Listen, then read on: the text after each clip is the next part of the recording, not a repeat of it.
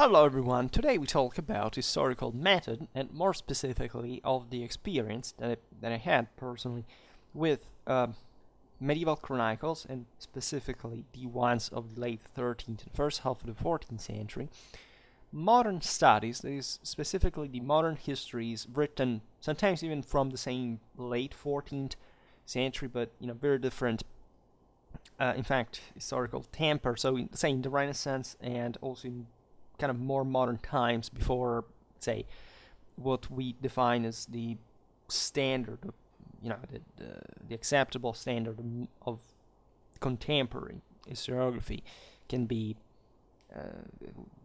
started in a sense chronologically, mostly the 19th century, late 19th century, and from there on, the contemporary studies. I will probably use the term modern studies, and contemporary is too long, but to refer specifically to the new form of historiography that eventually started emerging from the great, let's say, pillars, the great major monographic studies of the late 19th, the first half of, so the beginning of the 20th century, and essentially what we are in now. That is an endless series, a dramatically fragmented amount of different, mostly articles. Right? It's rare to find monographies that even properly still get into the thoroughness of a broader, comprehensive analysis that descends into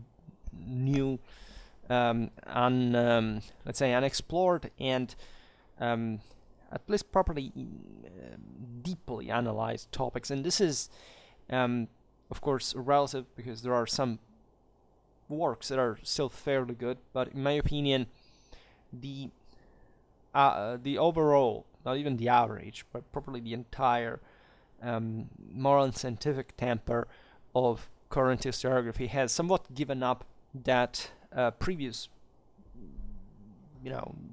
I wouldn't call it standard because, of course, there were also back in the day kind of better or worse works, but say what was written again in the heyday, in the glory days of I speak about medieval historiography, even also medieval warfare historiography in the late 19th, the early 20th, even mid 20th, depending on what we are also choosing as the topic, really works. And this may seem like you may wonder, why would you care about this thing I'm telling you? Well, I think it can be useful to assess more or less, first of all, where we come from in terms of scientific approach, right? This has mostly to do with science, so the method of it all.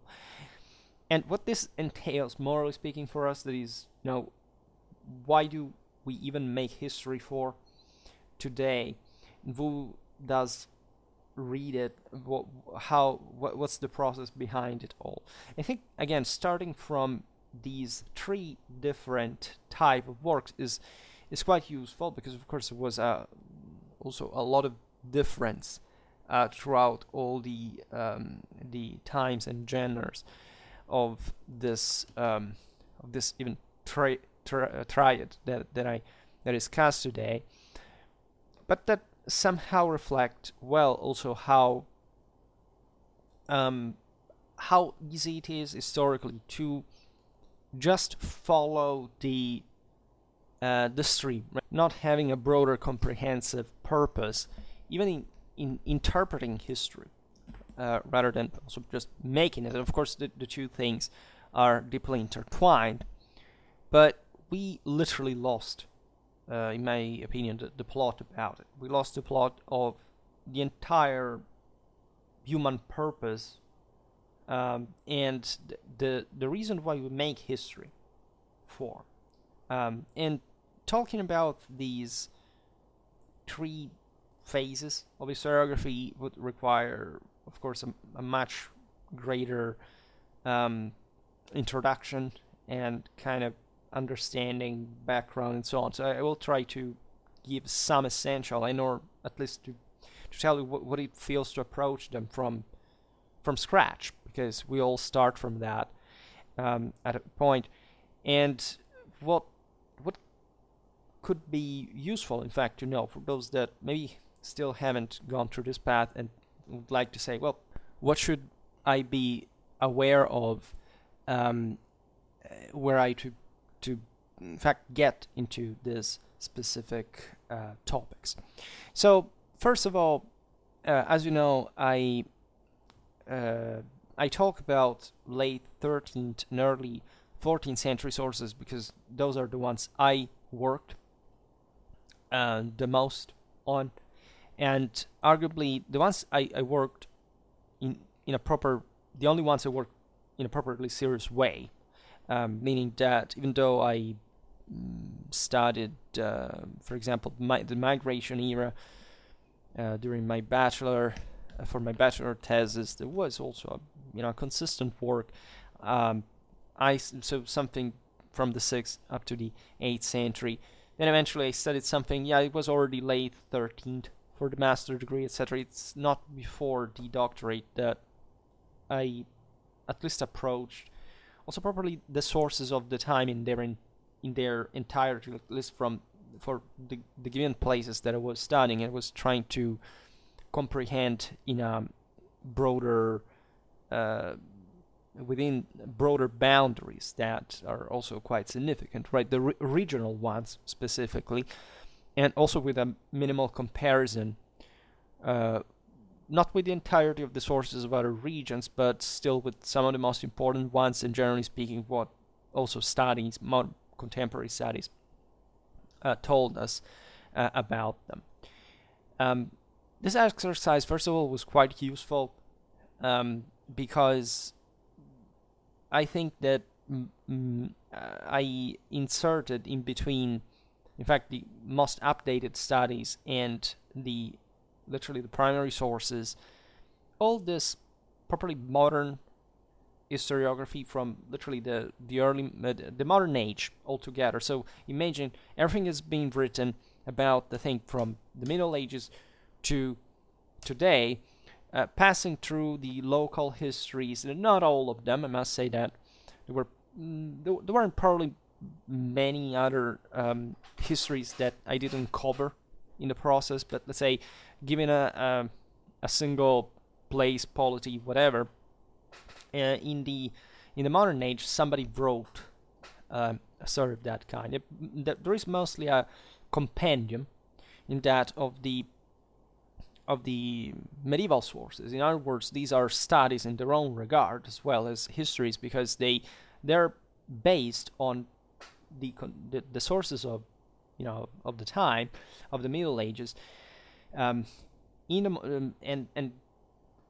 this is the start of their interpretation in kind of more modern key, right? But at the same time, they follow, as we will see now, some still kind of chronacistic pattern, right? They have, in fact, until the late 19th century, well, of course, it was an important improvement especially during the 18th, etc.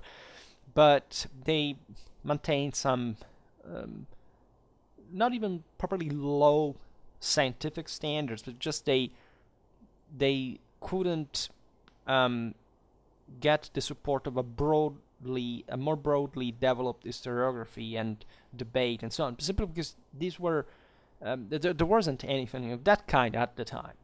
So very often these were ancien regime scholars, lay or ecclesiastical, that were thus educated and could write the history. Said, let's write a history of this place based on the chronicles that were already known or were being dug sometimes in the archives, at least in order to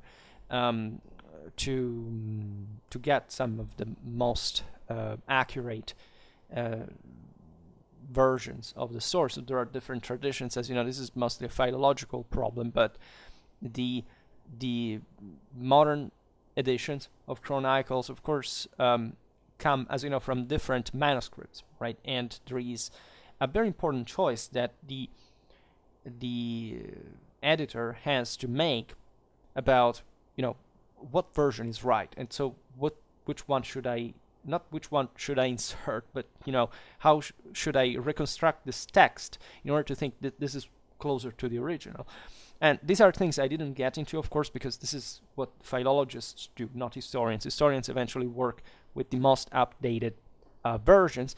In some cases, it's important to realize, of course, the different traditions. Just the other day, for example, I was reading a chronicle from the Monumenta Germania Historica that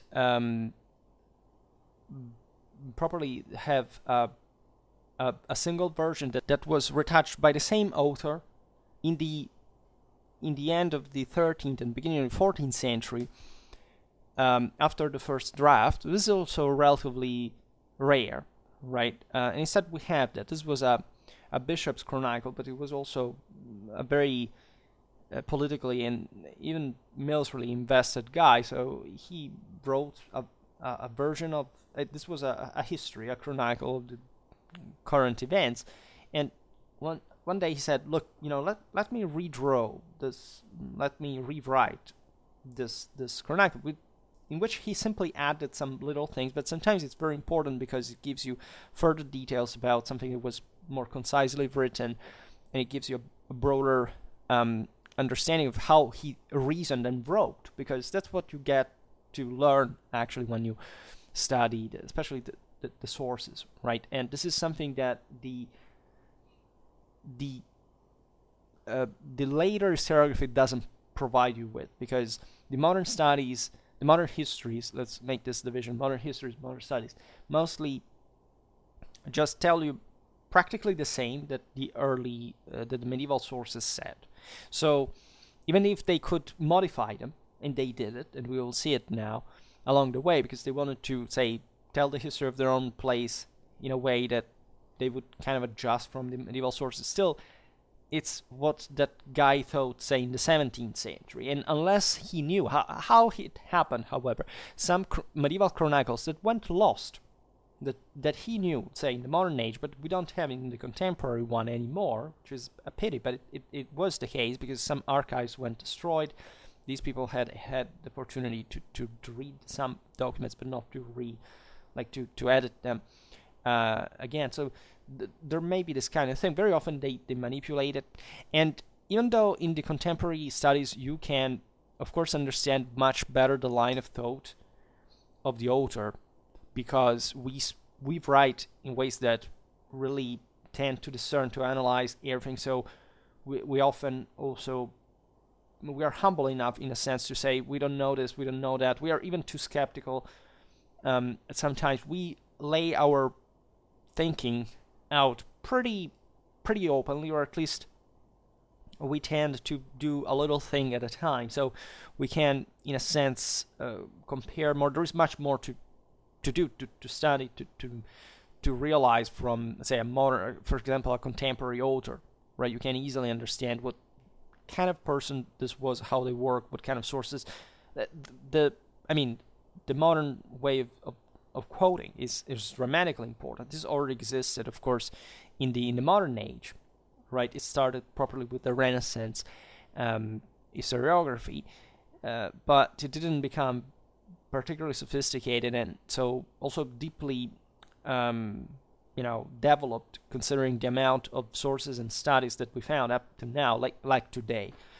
As I was saying, with the unfortunate consequence that very often there is so much that we can't quite understand the whole picture anymore. So that's why also reading all these sources in a row from the Middle Ages to the present is so important to make you understand how we think history and how this does affect our perspective. For example, why a person that, for example, hasn't studied those modern era histories, cannot perhaps understand exactly everything of how also contemporary historiography developed, exactly where they were coming from, even as a method, and so on. And never underestimate any work, especially of the past, of the far past, of some point, especially also the late 19th and the early 20th century works that are extraordinary were written sometimes by great minds that were capable of, just think, without any digital mean to do you realize what it takes to carry out a historical research with that level of competence and expertise, and with the means of the time? It means that their mind worked with a radically greater power than anything we use today. Today I can quote everything just because I can get it from a digitalized version of the print on the internet. I can ask for scans to my library. Up to a few generations ago, you literally had only to go physically to the damn place and copying, and there wasn't even, like, everything was handwritten most of the times, because even, of course, if works were printed, if you wanted to write, you have to think things over and over again. You have to correct, yes, but since you were more habituated to do that and you know how much it took, you also were habituated to need to correct less, so your thought was more crystalline, which is unfortunately not what we can say about today's minds. If in this perspective you read a contemporary work, you realize how mentally weak the authors are. And I include in it myself. For example, I take some pride in writing in a very concise way, because I try to concentrate as much information as possible in the least amount of writing, right? Naturally, hoping that what I write makes sense and that I don't. I'm actually pretty picky, so I explain all of the unclear things, but I always try to do it even just with a way that, okay, in English, maybe you hear me speaking now, you think that I buy time because I have to invent to find the words, and so I use a lot of adverbs and so on. I don't write. I use adverbs a lot, but not some relative ones such as essentially, substantially, practically, actually, like I say very often in spoken language. I am much properer naturally, and just also in my native tongue when I write. And I realize other authors just are much more relaxed. Like, okay, like, what happened here? And this historical thing? Well, let's see. Let's choose this, just the source, and analyze this. I want to know the entire freaking deal, right? I will pack into, like, I don't know how many citations. If you look, normally my notes are, I don't know, 20 times larger than one of an average expert's article. And I'm expert in my own field, but let's say I'm also kind of a rookie in the academic career, so I have a lot to learn. Hopefully this is actually a good start, because it turns out also the things I write, I need to write, because I also quote everything. That's something I have learned to do, because I don't want to give properly any doubt, right? Nothing has to be ambiguous. I have to write clearly and saying to who's reading exactly every single source and study I used, right? And sometimes, this should facilitate the job, which is why we actually also write history in this sense, and we talk about it. But sometimes, this is the point, you look at so many different things that also people are habituated to reason with less, because they buy time, or they think that they can prolong their own field of expertise until somebody steals it from them. Or maybe because we're so hyper specialized that we don't even fear that happening anymore, that they just are not even interested in getting into your own order of interpretation. So that's what you should get from contemporary studies as well, if you read them as an amateur or whatever.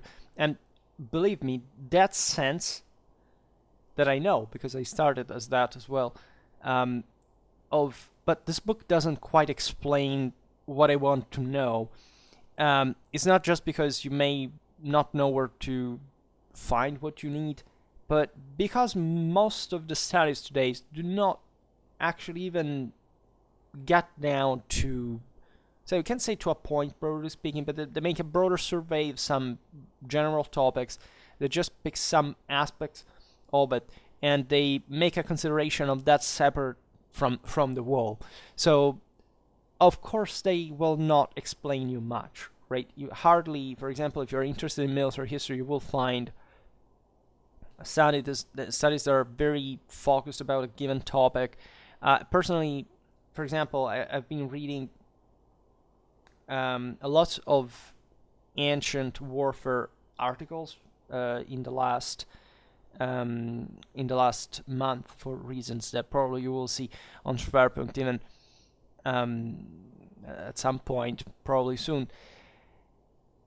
That, of course, we're talking about archaic eras that there is relatively few evidence, but they circle around, right? Antiquists are habituated to have just those two sources and needing to invent all the the possible surrounding speeches to pretend that they write something innovative, and not getting to the point, right? Especially if the title is one and the article talks about everything but that thing, and it all gets down to it's just an hypothesis, and you don't express an assessment actually with the evidence that you would find, that you don't have the courage to at least analyze more deeply and to kind of trying to build a theory on, because you think it's daring, or it's but not even, because probably you're not interested in the concreteness of history. That is to say, in spite of the fact that you may not be documented, things did happen at the time. So how do you reconcile that, right? You're a historian, you're supposed to give that answer,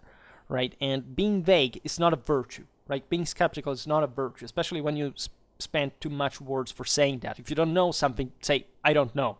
Don't try to say, there's this historiographical problem, and you will write an article about the fact that the historiographical problem is not being solved, and you don't solve it either. So what the fuck did you write that article for? And nobody really gets this, but it's too, it's crazy.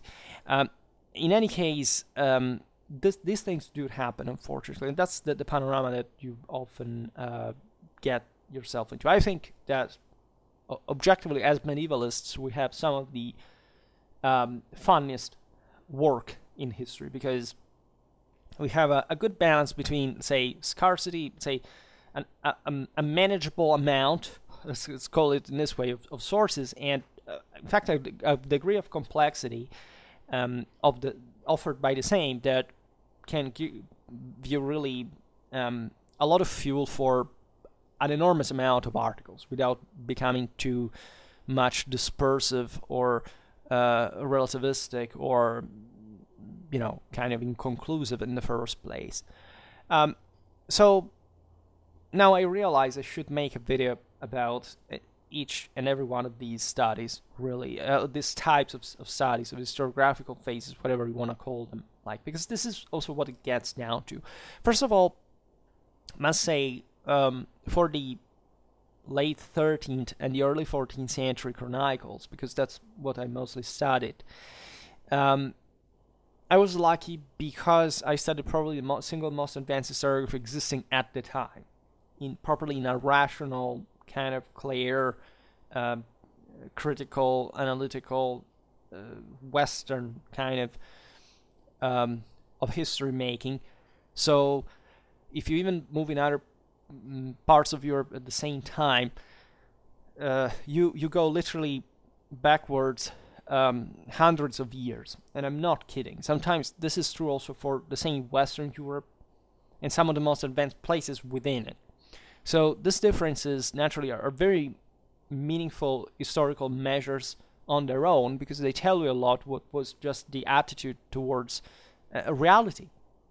I mean, if you write history on a regular basis, for example, because you're involved in local government, you witnessed wars, you had an office, a public office, and so on, and you are going to write very differently from, let's say, a Dominican friar in a monastery in a, practically not even substantially urbanized area, even though, okay, the Mendicants settled mostly in towns and so on. But again, there's a huge difference between town and city, between also, of course, the classes. So everything is very complicated. It's not true that let's say that there's a great bias, as you know, against chronicles, especially in the Anglosphere, for reasons that have to do mostly with, in fact, English historiography from the Middle Ages through the modern and contemporary era. So every country kind of developed their own attitude, their own bias, their own prejudice towards this or that because of specific reasons. It's obvious that in areas where there is less of a chronicling tradition, especially in a non-monarchic dependent sense, there is a distrust towards chronicles, and you think they're not reliable or whatever. Telling the truth, this thing, unfortunately, this is important in the same Anglosphere, is being revised now, because it turns out that still, especially if you study military history, if you don't use chronicles, basically you can't write anything. Right? It's not that you can't use that because they're 1/10 of the whole documentation, like they're 9/10 of the entire documentation. So about a given topic, especially a military one, and so no, you're not going to be saved by archive sources or by hidden gems. Like if you, in the moment in which you picture exactly the quantity of what we have, yes, there are some places where you can still dig an enormity of archive sources, but very often they're administrative stuff. They're not really what you will tell you the history of a battle. But comparatively, it's a disaster. Basically, most of the literature, like in form of narrative sources that we got today, is the overwhelming majority of the one that has survived and can be historically traced. Like the others are lost.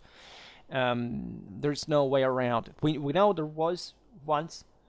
There were many more sources than the ones we have surviving now, but today we don't. And we just know that as a fact, right? They're not hidden somewhere that you can say, oh my God, we got it all wrong. There were other per 30 times sources that we didn't available that we didn't search for. No, unfortunately not.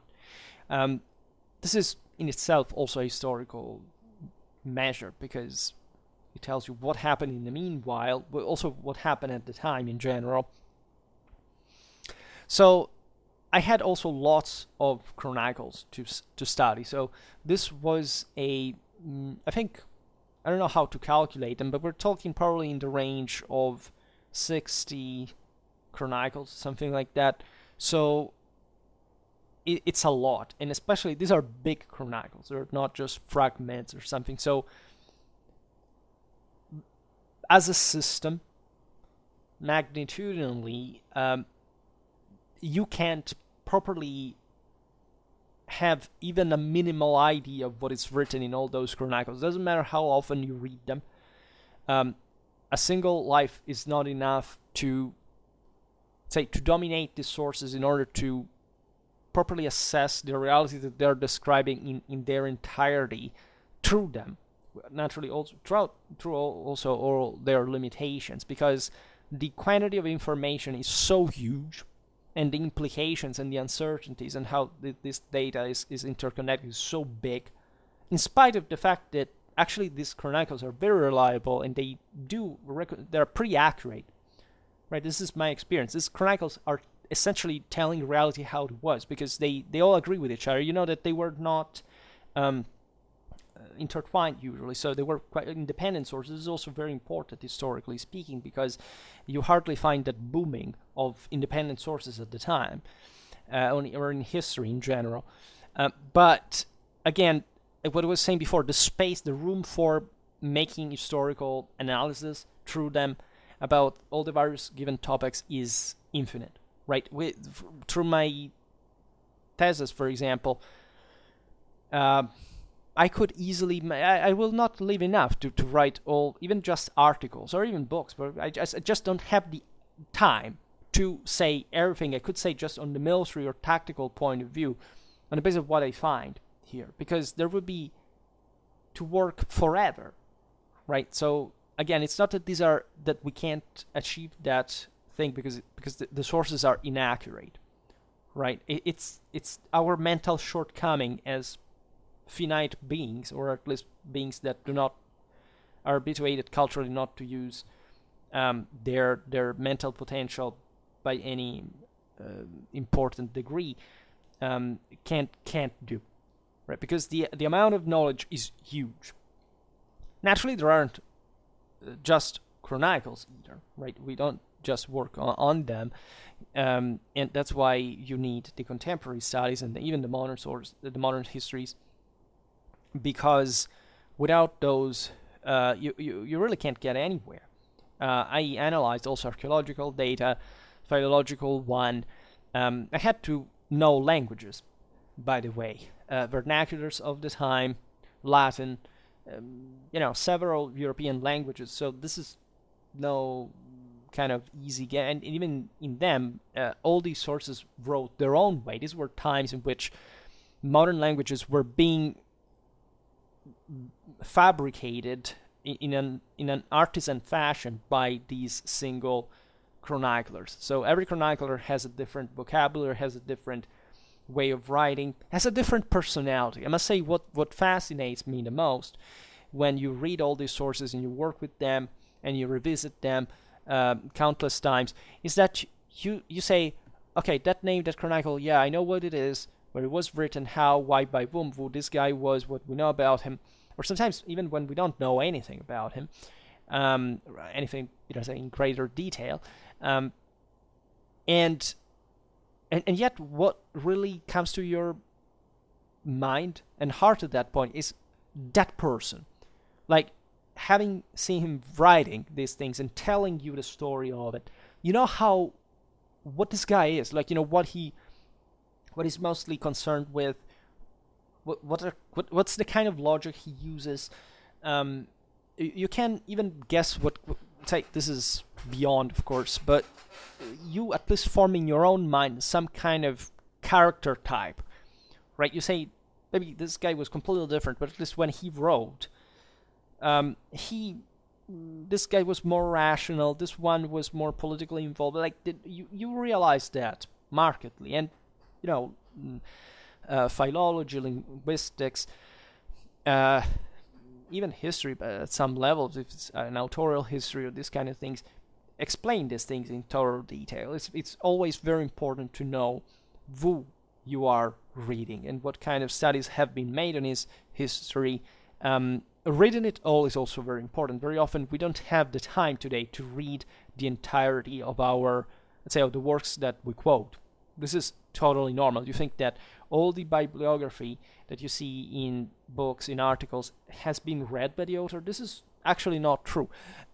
We quote just certain parts that we used, but we don't have time to read the entire work. And sometimes it's kind of obvious. For example, yesterday I was quoting an article that was quite interesting. That one I actually read in its almost in its entirety, and that's exactly what I mean, like maybe 3/4, just 30 pages, right? And I have quoted I don't know how many articles in the article that I'm writing to read this work for, and I knew he was talking about an author, and I was searching specifically the reference to one reference that this author was writing in the 15th century in regarding to a battle and regarding to his own nationality that he was referring to in the work, because it's a complicated thing. He was working for another for a government that had conquered his own place. Very interesting, by the way. And of course this article was digitalized, and I searched just for the entry key of of that place and that battle, because the article talked largely about something else. It was mostly a literary critique of his work, and he said interesting things about this critique, also things that I didn't know, or that I had read also from the original source, but that this article made me think about more. So this is all like how it works most of the cases, and this just for what eventually, because I wrote an article in which I am essentially saying that this guy invented a part of the battle that he's describing, because he was writing it. This is a Renaissance guy, as you understand. One of the first ones, by the way, and he was talking about a battle that had been fought in the late 13th century, and he was making probably up one part of it for a reason that had to do with this entire political background, his civic ideal, and so on. And yeah, like this was how did I integrate that knowledge just with two extra quotes in a note of an article that has, I don't know, 300 notes.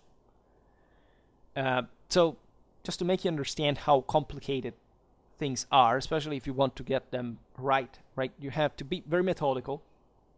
It doesn't sound, so it's not that it's like a Rubik cube, because you insert things that you already know and that you wrote at some point during your work, so it's all kind of very mediated, and you don't start from scratch doing that, because it would be crazy. Like if I had been asked to write an article like this, I don't know, 6 years ago, I would have said, what? Like I would have never even properly found the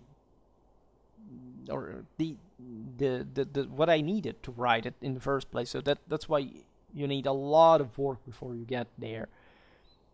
And an aspect of these chronicles, say the late 13th, early 14th century, is of course, as I was saying, the character reality, right? You should always read the entire work. If you have time, you should always take more time to properly absorb that kind of mindset and information. I had the privilege, for example, during my research, to spend literally 3 and more years just reading these sources carefully, because naturally I was analyzing them in very specific ways. I needed to find very precise information about a given topic, so everything was narrowed down to that kind of interest.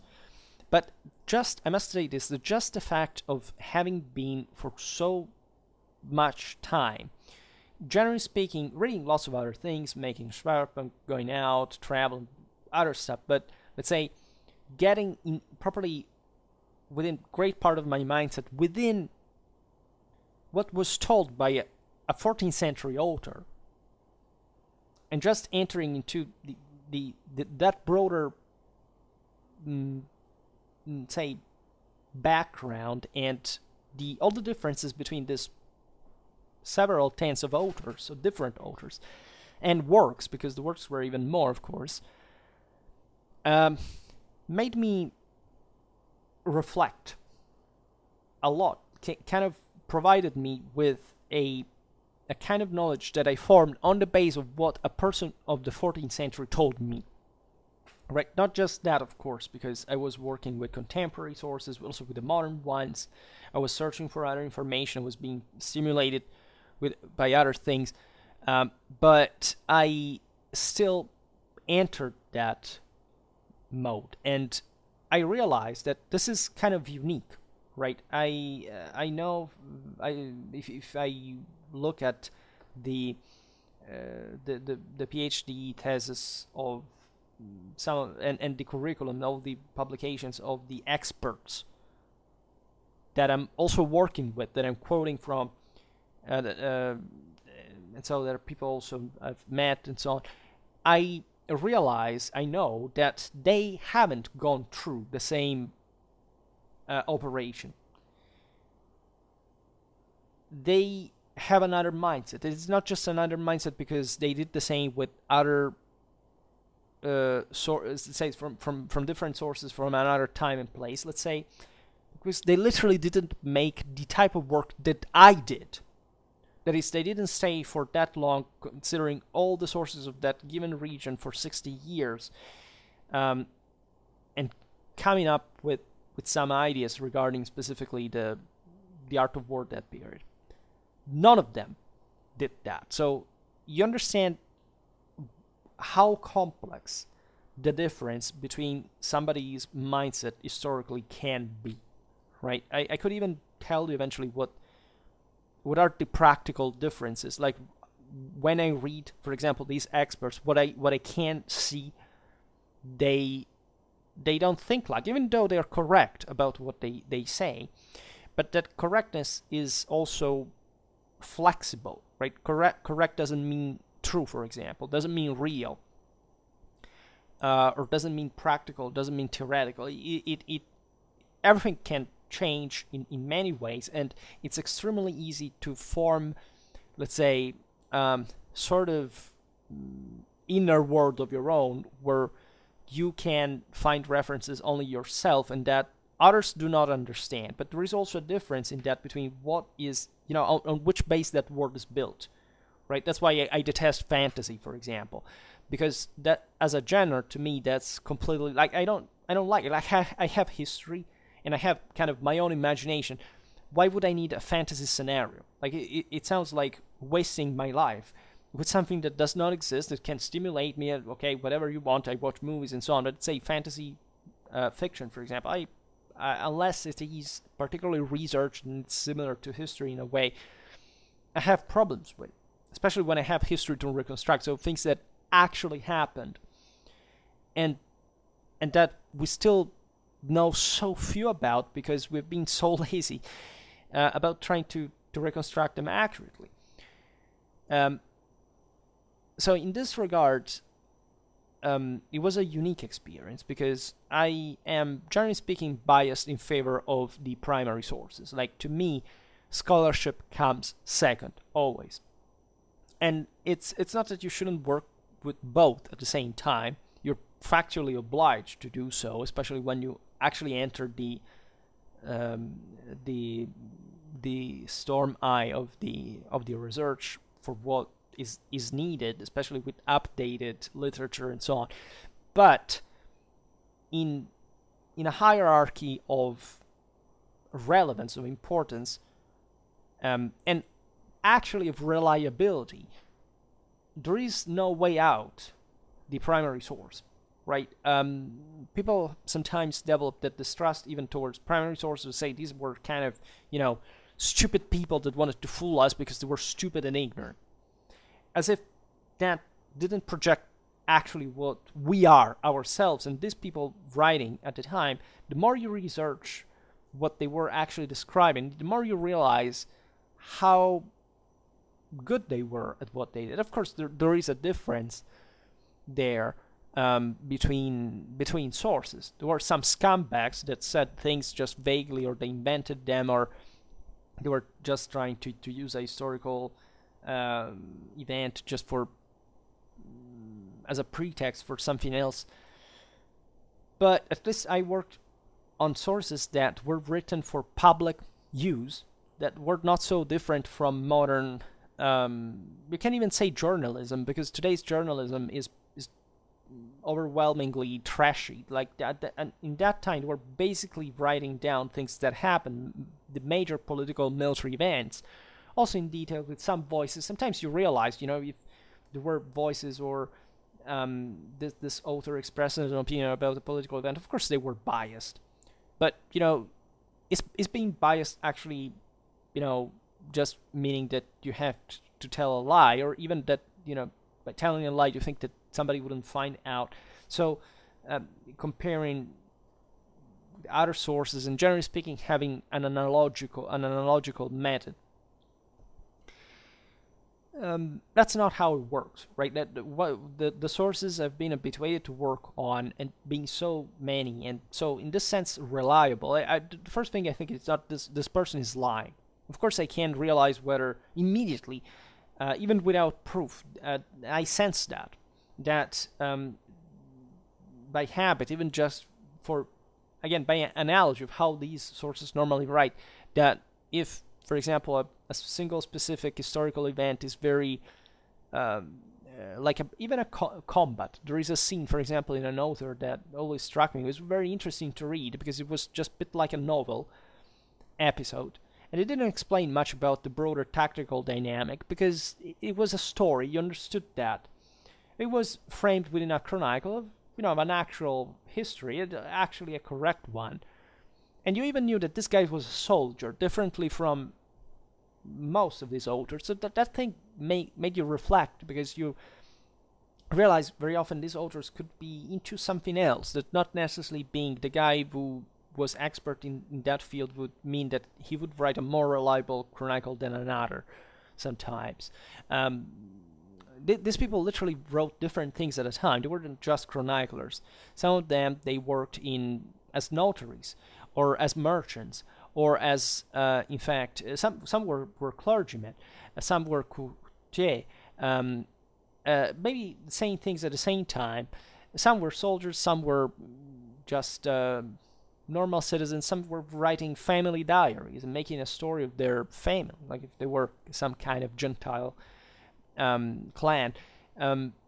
So this wolf setting properly is just per se evidently telling you how things really were. First of all, because you can reconstruct from this avalanche of data, of information that, let's say, if there was a major battle, let's say between 30,000 men against 30,000 men, everybody talks about that, right? All these people, even living hundreds of kilometers away, for them it was a big deal.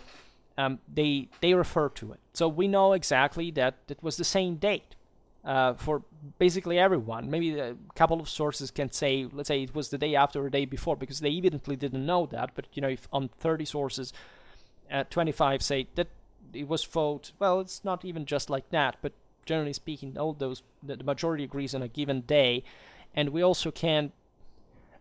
Sometimes, even with archive sources, yes, this can happen. Maybe we can confirm that because something could have not been written before or after, this kind of things.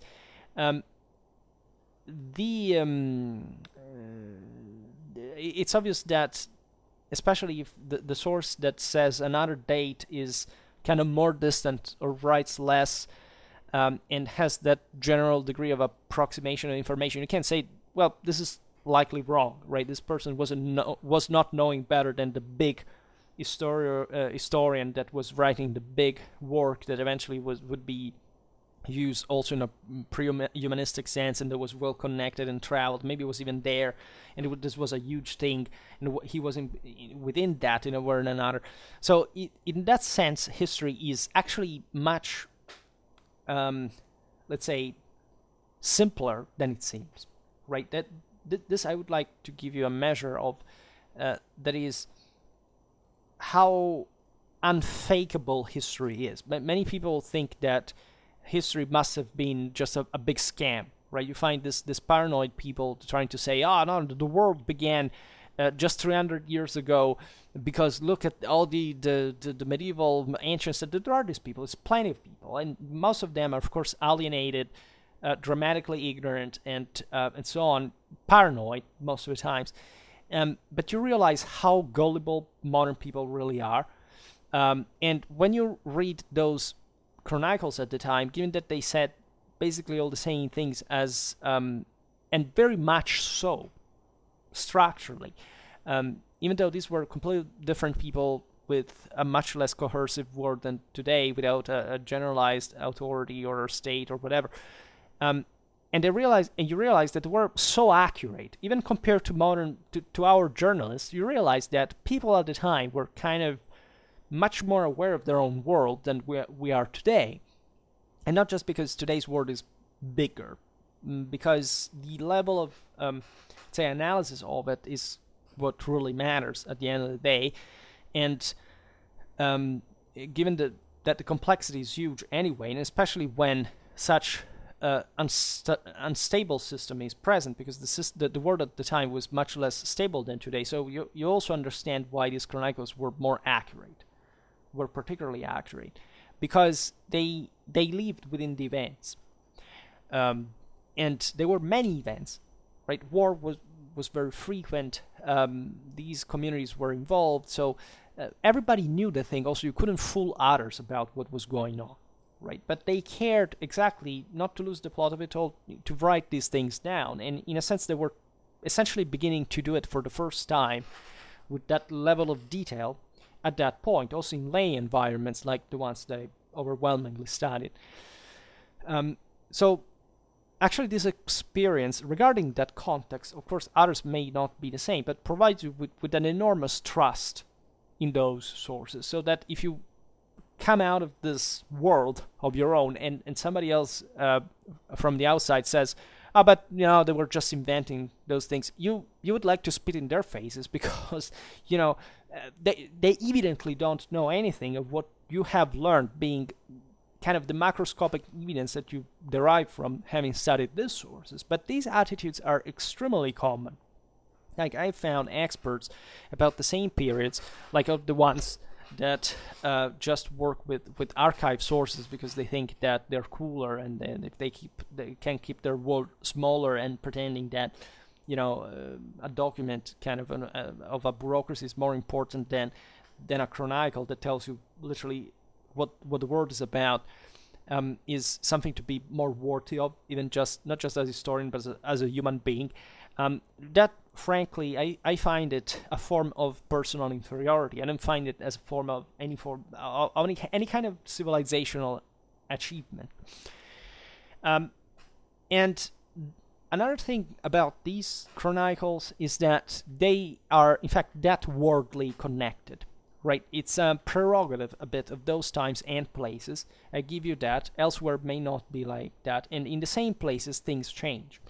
Things change. I explain it very often because in the mid-14th century, this entire huge medieval civilization collapses for ways that I explained here and there, especially in medieval society playlist, and it shrinks dramatically. Differently from late antiquity, the Middle Ages do not end.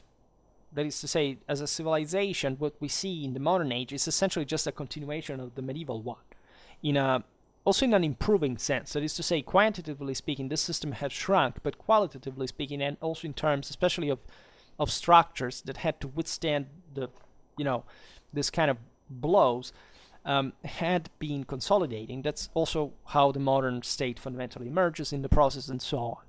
There is, however, a fall in quality of some sort. That is, at least to say, that historical sources are much more mediated. In a way, mind became simpler, paradoxically. The Renaissance that we celebrate in that kind of, the expansion of mind, people coming out of the dark, it's just it's not even a humanistic myth. Like, humanists, yes, thought poorly, let's say, of the so-called, in fact, Middle Ages, which is a term that they invented, but funnily enough, we also locate them chronologically, and so they kind of get punished for their own poshy behavior. But that rather dates to the Enlightenment, and to a very different and more radically extreme attitude towards the past and tradition and so on that the humanists definitely did not have. Humanists were, let's say, being born in that time as well. I mean, even in the early 14th century, you start seeing what are called pre-humanistic sources. I mean, this humanistic idea that you also have to imitate classical sources, that you have to know how to write a proper Latin and so on. It's something that you find since ever. Like, when that in medieval times, even in the early Middle Ages, the model was not pure classical Latin, right? The fact that it could be achieved by the educational structures of the time is another problem. But let's say in the 12th century, you find what is called, in fact, the 12th century Renaissance. It was the same thing. Just there are different grades in this, right? And so they definitely improve, and surely also the early 14th century is a bit the best, in my opinion, that medieval civilization offered in many ways, in that kind of proper intelligence, right? And so the capacity to combine this enormous pressure brought by the times and complexity and how to handle it with this, in fact, resources, this knowledge was rendered available by the resources had been cumulated, and that allowed to properly create another type of historiography that also was, as we will see now, relatively imitated by those who came later, that had a very different mindset. Because passing to I could talk at length about those early 14th century sources. There is a lot about them that fascinates you, but the best way to talk about it is to address the actual historical topics that they discuss, and that literally makes you fall in love with them. So we will do this in other videos, and that's how also when we comment sources, we have to start doing it thoroughly, but we have a lot to talk about today. So passing to the Renaissance in general, the Renaissance, however you want to call it, I would say that the main feature that appears here is a sort of dramatic shrinking in the analytical capacity of reality. It may seem strange to you, but this is literally true. That is to say, this the Renaissance was not a passive copy of the classical past, right? As sometimes the Renaissance is also described. The Renaissance actually was much more advanced than the classical past already, because the medieval civilization had already gone past that since at least the 12th century. There is, again, people still, adults today still believe, this is shameful, that, I don't know, the Middle Ages were an obscure period, then the Renaissance arrived because somebody read, I don't know, Greek manuscripts in the 15th century. I don't know how to tell you, but Europeans went to the East themselves to take them because they knew they were there, and how to translate them already in the 12th century. And that's, in fact, when they surpassed by far already the Byzantine and the Islamic world in that kind of broader mindset expansion. So that whole mythology, this is a very common idea, prejudice / I found. This is mostly a leftistic, liberal mindset, right? The idea that some mechanic science arrives and people become intelligent magically, and it's the complete declaration of absolute ignorance in any form of history of science and technology, or economics, or whatever for that matter. But sometimes even alleged conservatives say things like, look at what happened, before it was the darkness, then the Enlightenment arrived, and then we had, the Constitution, and that's we all became special. No, it did not happen like that, right? It's a completely, it's a myth. It's a positivistic myth. It doesn't have any believing that those concept principles were much clearer before that, and what happened later were just kind of compromising between that and the unlocking of some powers, mostly of the masses, to allow for greater political participation, which per se is not just the thing that made the thing. It's moral forces that made the thing, and moral forces were much higher in the past, by far. Right? There is no doubt historically on this, and I can easily explain also to you why whenever you ask me. The other point of this is, however, that yes, definitely the humanists they began to copy, literally, like in this, or even early 14th century pre-humanistic sources, you can easily read if a chronicle was copying Livy, because if you have read Livy, you know how he wrote, and he was, the style, the syntax, the vocabulary, it's the same of Livy, and they were, this guy had studied Livy, and he was imitating him. The interesting thing about early 14th century sources, however, that they were quite accurate. They also modeled, in that sense, the imitation, let's say the pattern they drew from the past to actually adapt it to their own world. Just to make a silly example, but that I wrote an entire work about this. The infantry wings, that in ancient sources, the term ala mostly describes cavalry units, right? It's used by Livy himself at the Battle of Cannae to describe the Carthaginian wings, how they enveloped the Romans, But the term is used as cavalry, is almost an equivalence of that. There is no such thing like pedites alares, for example, in classical Latin, because Romans didn't use wings; they had essentially they used them. They were cavalry ones, and the infantry was the decisive arms. Whereas in this medieval times, the decisive arm was cavalry, and so you had to specify that there were infantry on the wings, specifically the alaris ones, let's say, because that had to be specified next to the cavalry, right? So there also some cavalry units are called ale, let's say Middle Latin, turm, and so on. Um, but you can see how intelligently the early 14th century source adapted the thing. The Renaissance, the humanists did this too, right? They were pretty knowledgeable, and very often they were more knowledgeable, in fact, of classical Latin than even contemporary historians, that very often cannot understand what, in fact, let's say a 14th century source said about a battle, because they have a completely they have a scarce, first of all, they don't know Latin, first of all, right? Just know that not even in most of Europe today, medievalists know Latin. This is terrifying, but it is true. And how can you be a historian even? Nobody really understands, right? Especially a medievalist, but it would be true in general. So that tells you the grave intellectual deficit that we're suffering today, because that destroys completely the quality of any analysis.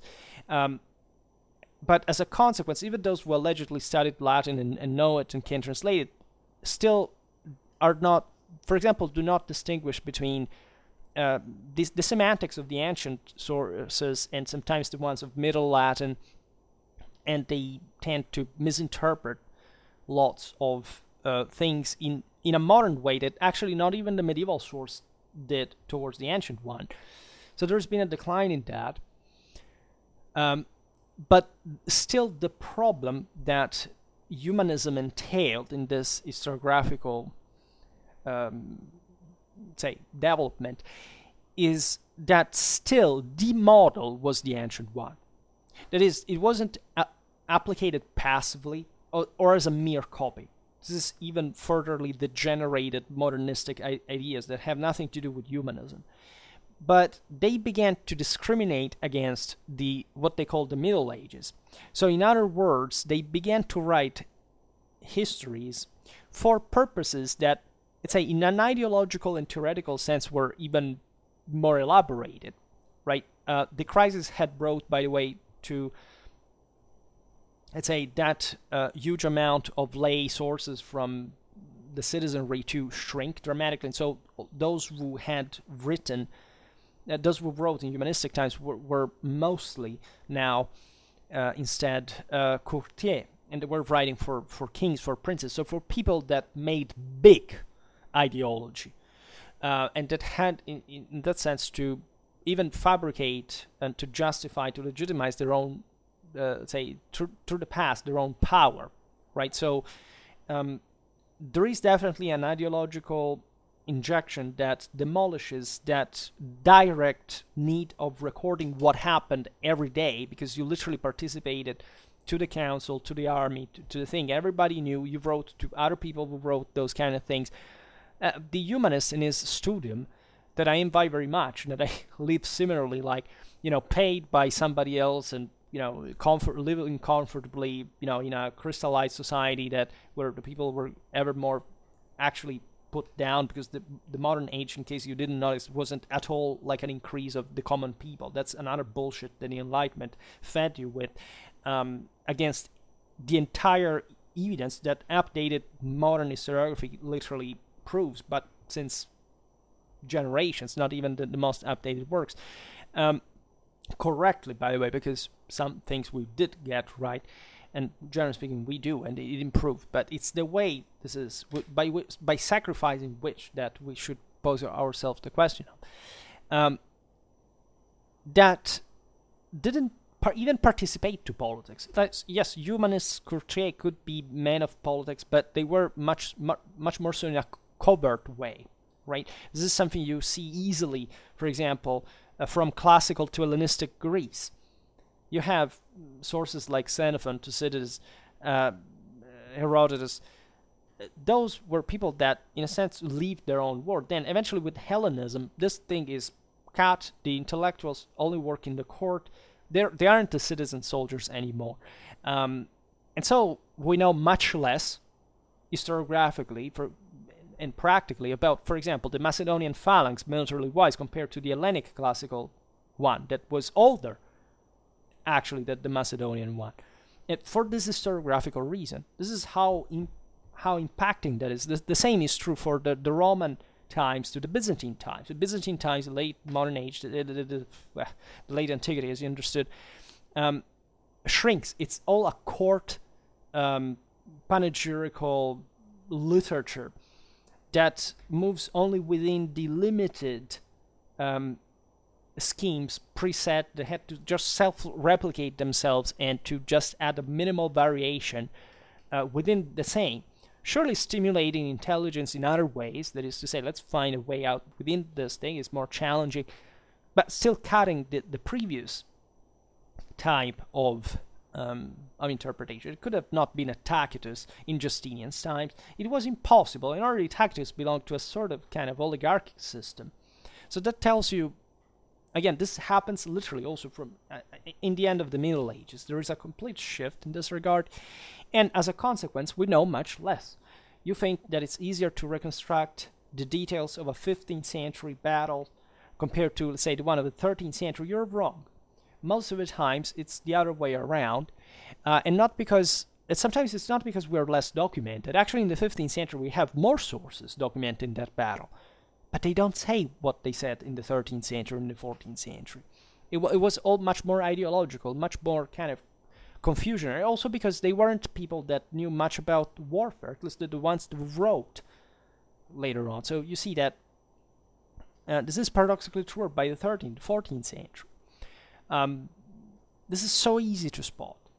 I had this distinct impression because I also studied battles from later times from the same places that I had studied during the 14th century. And I realized that before I could reconstruct a battle tactically, afterwards it was all a vague mist.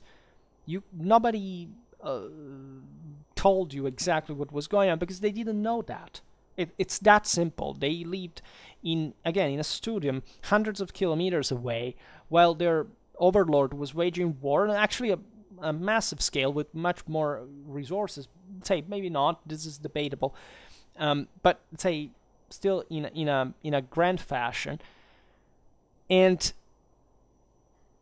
this person wouldn't talk, let's say, to the people that had actually fought there for the sake of reconstructing the battle for his source. Also because his source his history, his chronicle didn't care about that. The chronicle was about glorifying the dynasty, was about glorifying the house. So, yes, they say very often very intelligent things too, but not in that direction. And of course, I talk from the perspective of a military historian, but to me that's quite evident. But this is true also for the 16th century, the 17th century. The great battles of the 30 years, what do you think that we actually know in deep detail what happened? No, because the mode of the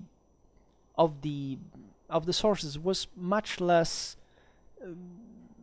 kind of even properly. They didn't have a point. You see, if for example you can even be more literate and belonging to again a civilization that progressed philosophically, scientifically, etc. in the years, but if you don't have the same political motivation like the one of in fact of a citizen soldier in a republican situation to tell specifically why, for example, your city had failed on that specific occasion. You don't have the same motivation of describing that as a mercenary who goes fighting in a foreign land and that fundamentally doesn't give a shit about what is happening there as long as he can loot, rape, and pillage. It's a completely different mindset, and it tells extremely different things.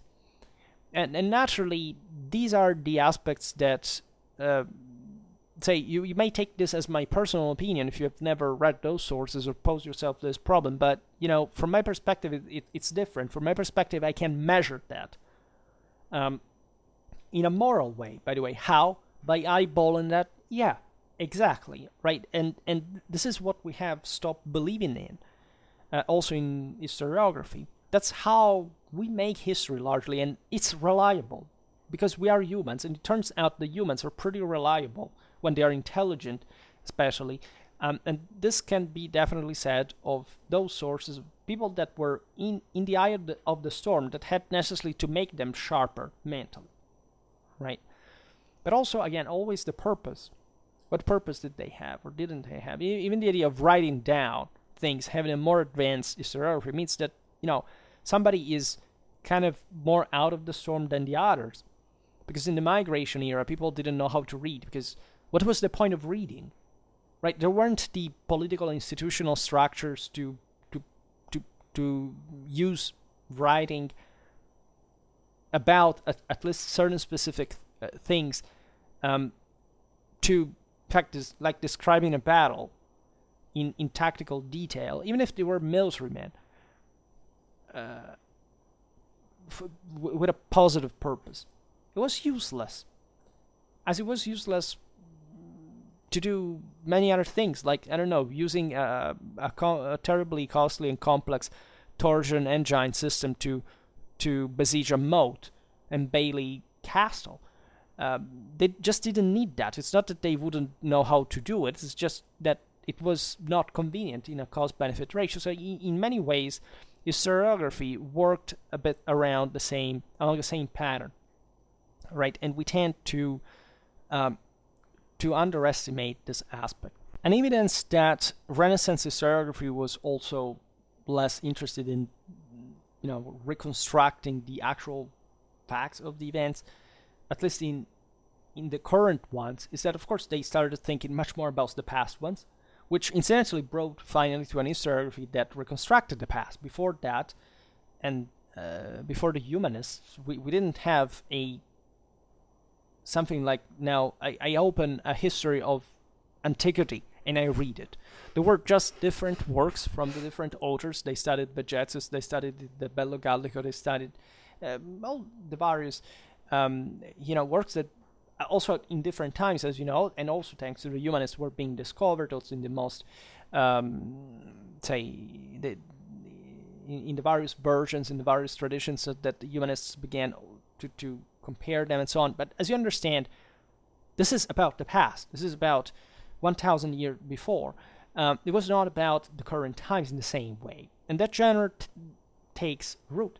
And this influenced the thing methodologically, also regarding the medieval histories that were written, because humanists did write medieval history. They did. And they were quite interested in it, obviously, because it was actually closer to them. But they were, as we've seen, actually getting in the opposite direction of getting close to it.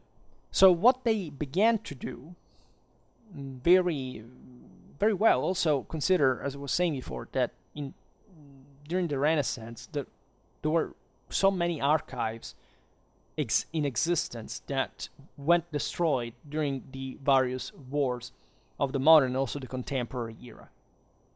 Right? It's needless to say what the sack of many cities and their bombardment, etc., brought to. The entire archives destroyed. All wood, all paper, parchment, all gone. Right? So these are some of the things that a historian would start, would break down and cry for just for hearing, and it's terrifying. The more you know history and the more you acknowledge how much has been lost, you feel terrible, right? And this is true for everything that is destroyed at the end of the day. But as a witness of the past, because everything really is. But humanists, as we were saying before, were precious in this sense because their histories were more easily saved, not just because they were closer in time to us, but because they had eventually the printing press and they could copy them much faster, making them travel, and so it was much easier to preserve them. And sometimes they could access, in fact, some chroniclers and or texts that had been that existed at the time and that instead went destroyed along the way. So in other words, they are very often, the only ones who tell us, look, there was this chronicler here that wrote back in the day, and we don't know anything else but what this guy very often tells us, or other guys tell us. And sometimes we are talking about big things, like big evidence, like, I don't know, for example, in the Renaissance, they had the handwriting of Dante Alighieri, right? And we don't have it anymore. Or at least some suspect that there may be somewhere preserved, but it's not been found yet. This is another topic, let's say. But just for saying, like, this is type of let's say it's such a magical world to think that you can read the work of a person who could read sources like those in those times that are historically documented during quite important events also in the time, and having the also the frustrating task of acknowledging how few was actually told. Some of those sources were translated, some were not. It's complicated. In any case, the method that they used, however, was much simpler. Like, they actually were the ones who it's a to make history. And I explain you how, because, of course, also medievalists, earlier medieval chronicles did like that. Like, if they had to start telling the history of their own place, since Adam and Eve, they would start doing what humanists, what we credit humanists for, but that had been started since ever regarding, since antiquity, like regarding, let's start talking about the ancient empires, the Egyptians, the Babylonians, etc. And so these people, you realize they access some sources, about which, like, if this was a guy doing it in the 13th century, in the 14th century, unless very often they're ecclesiastical sources, we kind of know that. We can actually track it pretty simply. But very often we don't know, let's say, where they would get this sources from. Like, if they were private material, if they had accessed them in monasteries. This is interesting because it tells you also about the modus operandi of these historians. Most of this we start understanding about the authors themselves only from the humanism onward, right? The point, though, is that now humanists had to make a history of the Middle Ages as well. The chronicles of the 13th and 14th century were quite useful for this, especially the ones of the newer generation, probably the new historiographical rational type. It was a sort of a pre-humanistic one because they provided with an enormous amount of information about their own current times. For the first time in history, that is, before, again, the early 14th century, we didn't have, and before the crack of the mid-century, so it's a very peculiar time. It's just a couple of generations. We have such a huge amount of information about the current times, referred to in a kind of a, in this sense, very scientific way, because they literally told you step by step, year by year, what happened in detail as they were living that, right? We don't have this before. We have, yes, annals that tell us, but they're very, very concise most of the times. That's why also before the 13th century, the 14th century, you can't really reconstruct much of battles in the way you can do properly the entire formation, the entire development of the battle, because the accounts were much simpler, right? And so they were also pretty, sometimes they're, already during the 13th century we have that larger map, but they're mostly ecclesiastical histories. In the late 13th century, really, this new lay historiography booms, right? And it becomes as famous as the Bible. And other big literary works of the time.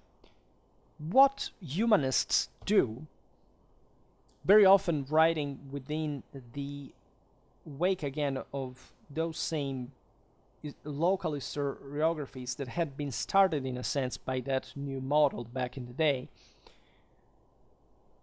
is that they take usually a couple of these sources, maybe just one, the most important, and started writing their own history, which is pretty similar to, again, to the universal one of the past. They start from very old times, or maybe since they were fascinated now with classical times, just with the foundation of their city, for example, I don't know, in Roman times, or things like that.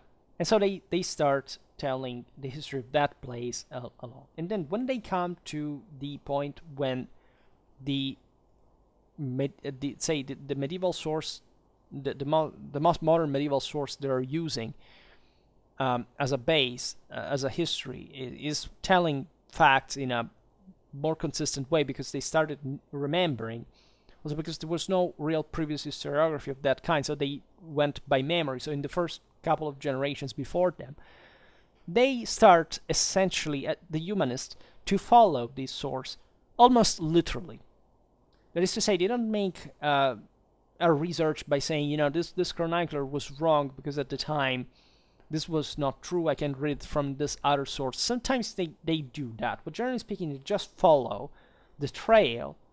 They maybe embellish it a little bit, they change some words, etc., but they fundamentally just follow that track. This was quite common in a way. There were some people who just wanted to copy these, before the printing press, the older chronicle, and they just added along the way what they knew or what they didn't like to hear, say that they like to hear in a different way.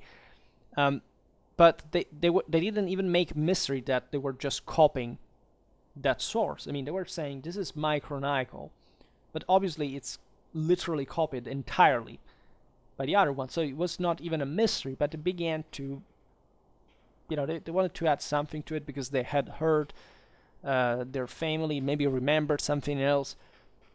So that's how it began. Humanists start in this lock, also social classes too, just did this from a distance. And so they simply copy the chronicles. Sometimes they compare them when there is an important discrepancy with reality, or maybe with other sources were famous enough. But generally speaking, they also agreed. But that's how modern historiography began. Like they were realizing that those older sources were reliable. And just they were saying, why maybe this guy said this and this guy says something slightly different. They began to reason in those critical terms, but generally speaking, it just copied the thing, or maybe added even an anecdote that is not to be found in any of the older chronicles, and that I understand very often fits an adaptation that we're doing for ideological reasons. I've been working on this specifically, starting again from the interest in a 13th century battle and studying this 15th century source and saying, this guy is that eventually was followed by the contemporary historiography, says that this battle went in a way and that he had some sources that others didn't know. And then when you read the source, you actually realize that he's using just a chronicle, also not making too much mystery of it, and inventing this thing in the battle that, however, doesn't seem to be connected with any specific information that he may have found in another chronicle. It seems just to be inventing that on the base of the one he's using. And this affects importantly the contemporary understanding of the battle, because all the historiography followed this guy saying, this was reliable because he's a famous humanist. And nobody even posed themselves the question of whether what he was doing was actually based on some other source specifically, or it was just invented in many ways. I think he would have had a specific purpose, by the way, that had to motivate as well, and that's also what we do as historians. So as you understand, the thing is pretty challenging sometimes. You have to be convincing, you have to struggle with these people's intelligence. For example, this guy was quite smart, and I had to, at some point he convinced me, at some point he didn't. I had to say, but he's wrong here, wait, I'm wrong. I am wrong here instead, and then, wait a minute, but I didn't consider this, so, oh, wait, he was really wrong then. And this is how it goes on and on. It takes months to write, even just a 40 pages article on this topic. And it can be terrifying, because at the end of the day, we often don't know much at all about the whole thing. And you realize, interestingly enough, that exactly from Renaissance times, you are a bit in the same shoes of those guys, because they were knowing and working essentially on the same sources that you knew, right? Because they didn't, say, even maybe if they lived in the same place that 100 years ago had seen that episode happening, these guys didn't really have, other than those chronicles, other sources to base themselves on. And in fact, they literally copied them. So they could add anecdotes, they could say I don't know, maybe still in this monument today, that today doesn't exist anymore actually. We can see this and that, but you understand that they don't add another knowledge, say, wait a minute, I have this other big chronicle that tells the whole story for real and I'm telling you, and so you start realizing that no, they're just somewhat following the trail, and you can spot that. You learn how to spot that. So the work goes on like this, and regarding the modern, this is literally the beginning of the modern histories that we see in the 16th, in the 17th, in the 18th century, right? And that continue as a genre, sometimes even in the 19th century, sometimes even up to today. Like if you, I don't know, you want to study the history of a city, especially this, provincial town or something, like normally there is a guy today that is passionate about his own history there and makes some research and writes this book. There is one every once today, I don't know, 40 years. You can find them. They don't say too much because sometimes unless they're big cities, big centers, you don't have that huge work to do even. So even just a non-professional, a non-expert can do that. And they become literature themselves. Now, in the early modern age especially, that genre was very important. There were lots of histories written about, especially cities, because cities were becoming really important also for states. Like feudalism was gradual, even before, of course, industrialization that in the 19th century in the 20th century actually finally brought most people from the countryside to the cities. The city was acquiring that central political institutional importance in the kingdom and so on. So there were locals that were writing this, right? These were not necessarily capitals. Also, capitals didn't quite exist in the way we intend, even in the early modern age and so on. And they're interesting. And at that point, I'm also relatively limited because I didn't study, let's say, these are local histories, and the reason why I studied them is that I was studying this specific centers, right? But let's say I was studying, as I told you, late 13th, early 14th century military history specifically. So if I read a history of that center that was written in the 17th century, let's say, in the 16th century, on the basis of those medieval sources, I have also to take into account, since the history goes on up to their own time, so the modern age, that in the latter period I also have other sources that were written as fresh histories in the 15th century, in the 16th century. A history about a war, a history about an emperor, a history about whatever, and that were integrated. These histories are also a bit anecdotal.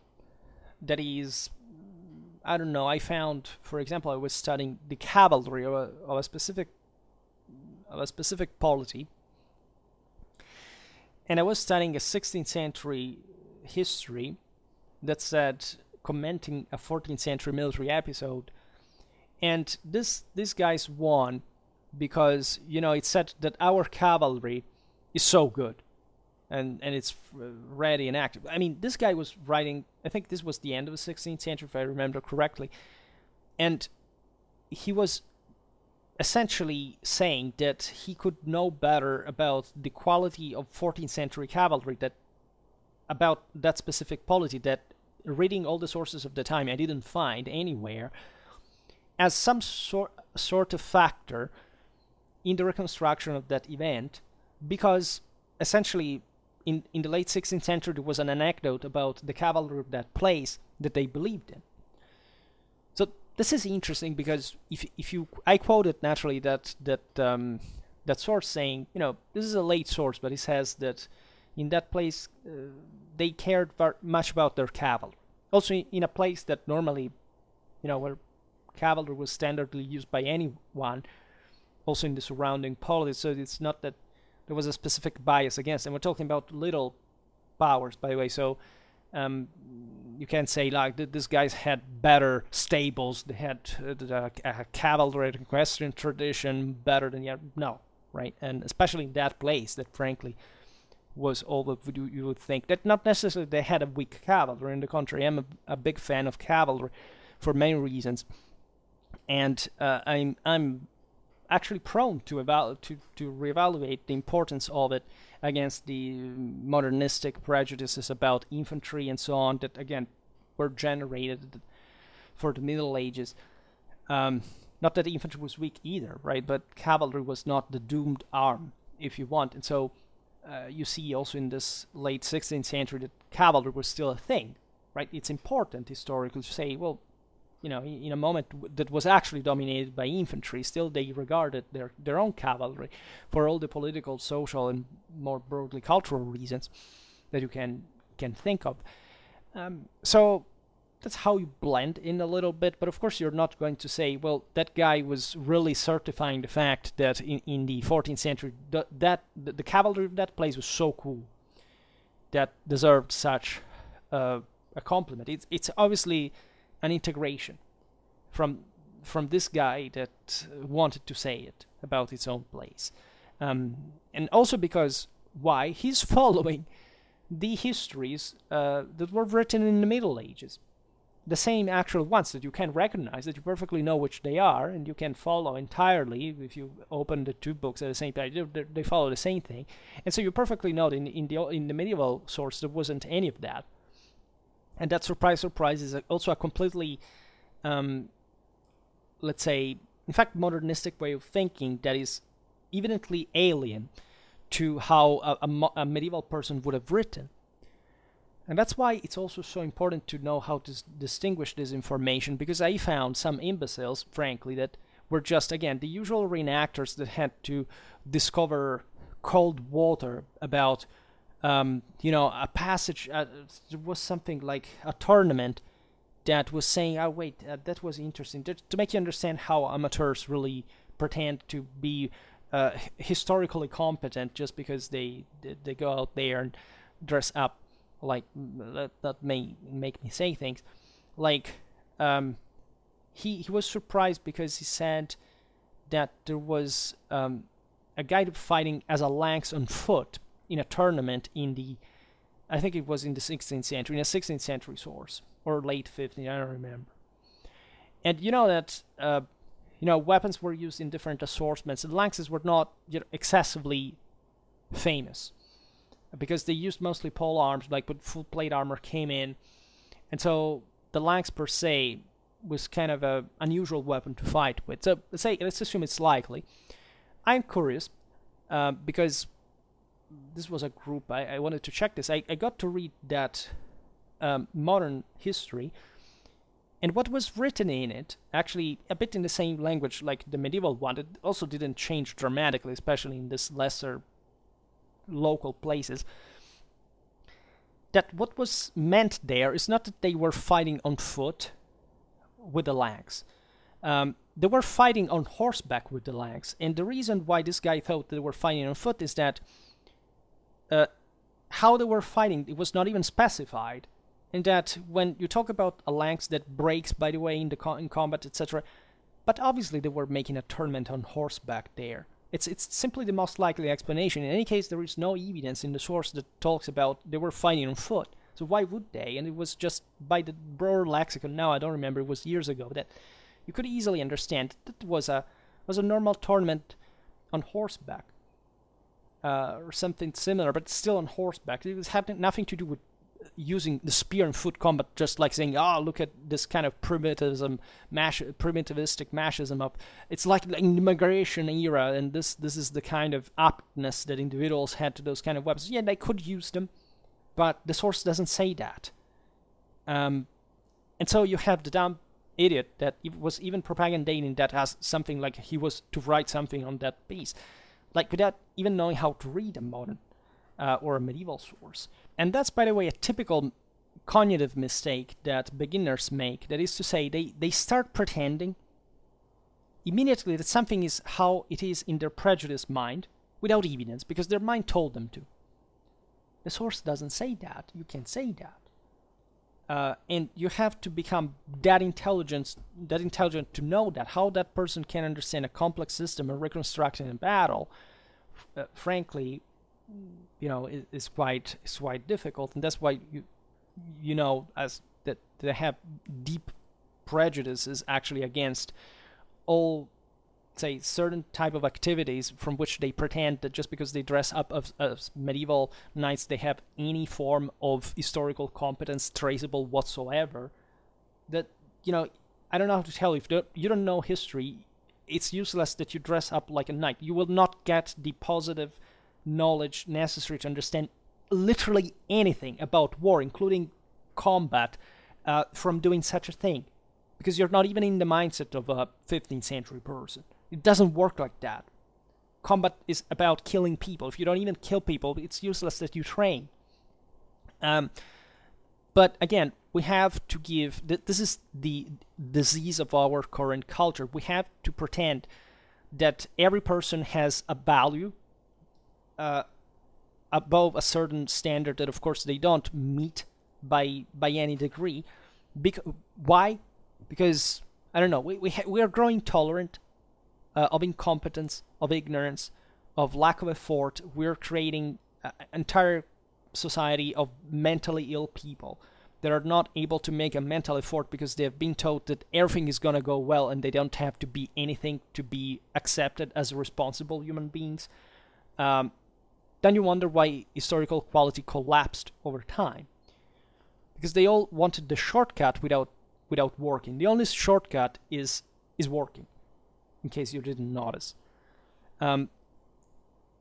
However, going back to this topic, I think modern histories are very pleasant. I mean, thinking that, those things were written during, I don't know, the 30 Years' War, and the Italian Wars, the Wars of Spanish Succession, massive baths of blood, etc. You find these guys that wanted to tell their own story of their own place, and that, took their time to read that medieval chronicle, and they wrote these things in a pleasant prose. It's nice, what can I say? And very often these editions are digitalized also in the actual, original manuscript print. That is all. Some of these were actually written, still handwritten, interestingly enough. And sometimes you quote those because they're literally printed in an intelligible way, so they figure as studies. Like there is not even to say that they were edited by someone, because they are literal monographies written by single authors. Of course, okay, they were repeating mostly other people's works, but in their view, that was their own history, the history of this guy, that even though he was basing himself and not making, again, any mystery on that, and referring to the medieval chronicles by calling them by their names and their sources, they were effectively creating an original work, because it was not the copy on an edition of the older one.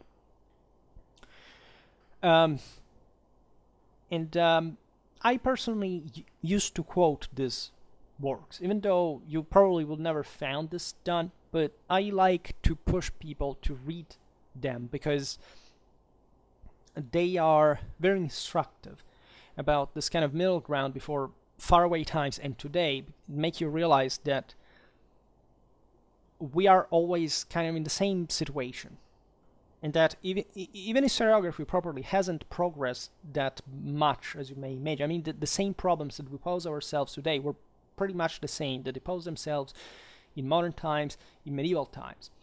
And that's why also sources should be respected much more, because it's all we have to know the past. So even if you don't like them for some reason, which is bad usually,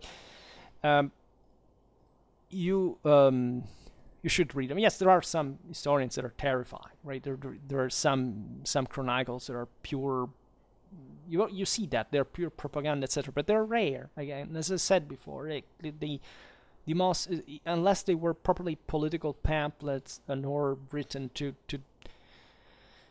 insult a specific author, even they always contain something that is worth reading, even in that fabrication.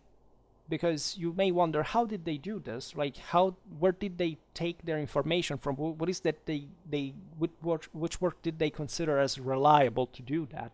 And how would they think people would believe in it? very interesting topics. So the thing goes on in an ever more complex fashion because during the modern era, archives, more stable polities, institutions, administrations were created. Also, there was a need for history, right? Countries wanted to know what their collective history was about as a community. And so there were people also starting to search in the archives, because most of the times we presume those medieval chronicles were just quoted from, from editions that they had from the Renaissance, and they had, I don't know, in their own studium, in their own personal library. And then they began to find different versions.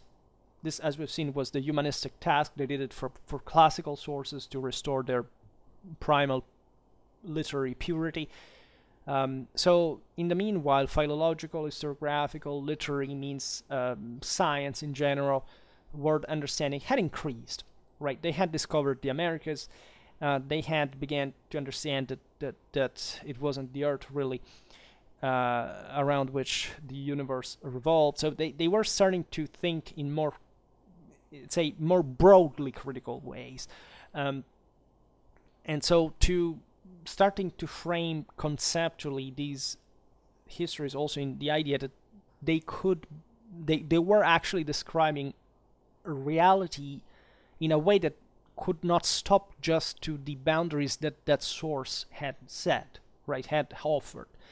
So they began to criticize a bit more what these works really were, how they were written, to compare them with others. And so by the 18th century especially, you have very, very solid works that start being collected. There are notary, sources quoted, like something really different also that probably wanted to know, but are we sure we know everything of this? Can't we find further info?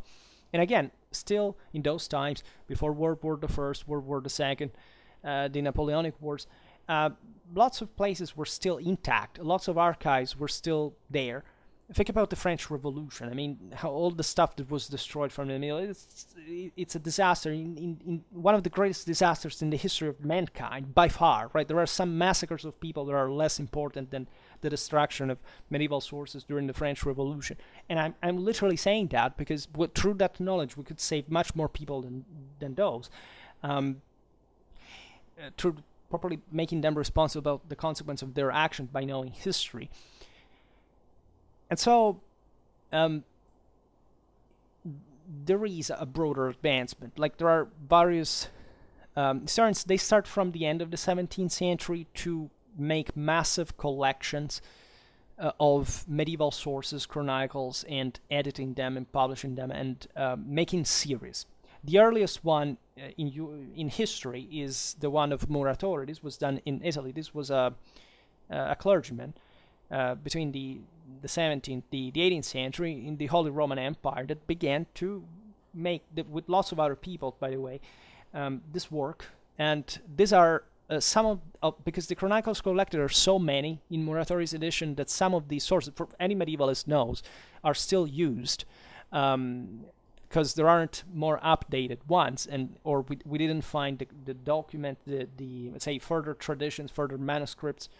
Most of them are of new editions. Then this was done also in other places later on, especially in the 19th century, especially in the German-speaking countries, in Germany, in Switzerland. And this were, of course, were done in Britain, in France, gradually. Right, we formed our own medieval history series that we quote. Before I quoted the MGH. And more, but there are lots of others. And so some of these works we use today still, because they are properly the new versions of the chronicles that allowed eventually all a different historiography to be written with a much greater certainty, a much greater ease in the access of multiple sources at a time. So developing all what, especially from the late 19th century, takes the form of properly these scientific standards that, by some approximation, we use still today. With important difference, as I was saying before, that today we can, with a click, just quote everything.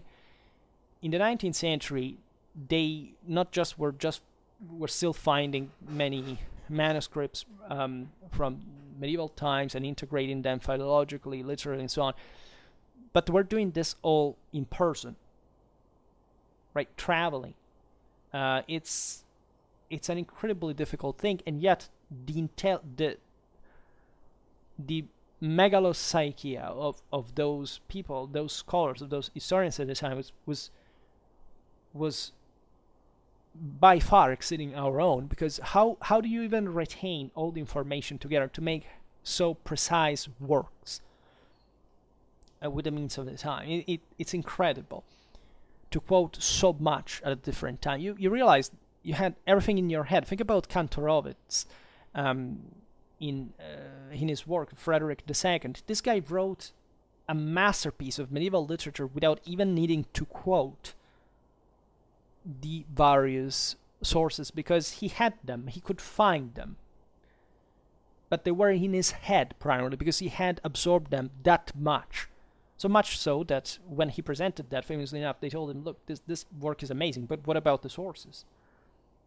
So he had to make the entire bibliography of that. It was a proof of erudition, but of course he didn't have to change the work because it was perfect. That tells you what kind of brains people had at the time. At least, most of the people at the time were more concerned about practical intelligence, and these were just the intellectuals they had. But I mean, as a broader civilization, this is the quality of intellectuals we had in the late 19th and the early 20th century. Today, these people do not exist anymore, right? There are no exceptions. It's just a species that has gone extinct, right? And again, it stemmed from that world. Again, even this tells us what, in that sense, the 19th century really was. I mean, here we read and commented from Clausewitz, showing how practice and theory can be connected, and how the distance has increased dramatically nowadays. For which we again just compliment people for writing things, but not for writing things that eventually can make the difference in anything. Contemporary studies. What can we say about them? Probably not much. I too often criticize them, and I think they are they're very. I mean, they're exceptional. I mean, today, if you want to access any kind of information, even the internet is enough, in a sense, not to make the whole historical work complete at all, because most of the things you have to read have to be found in a library, so either bought or scanned or photographed or read, noted there.